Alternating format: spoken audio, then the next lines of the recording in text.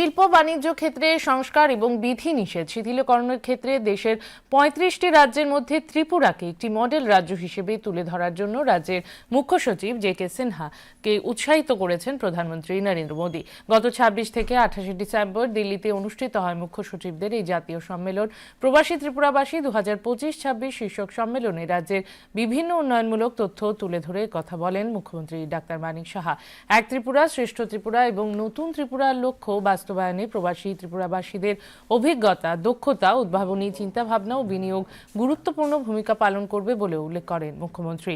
রাজধানীর একটি বেসরকারি হোটেলে গতকাল সন্ধ্যায় আয়োজিত এই সম্মেলনের শুরুতে রাজ্য বিধানসভার অধ্যক্ষ প্রয়াত বিশ্ববন্ধু সেনের স্মৃতির প্রতি শ্রদ্ধা জানিয়ে ১ মিনিট নীরবতা পালন করা হয়।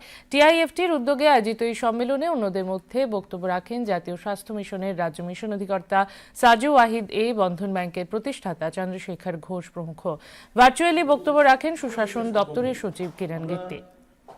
উদ্যোগ সমাগম 2024-25 Tripura has been honored with the prestigious Top Achiever Award for implementing Business Reform Action Plan with 100% success.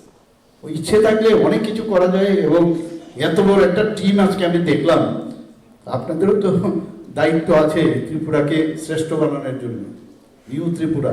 এবং আমি শিওর যে আজকে যে এখানে আপনারা এসেছেন, আগামী দিন আপনাদের থেকে অনেক কিছু আমরা পাবো।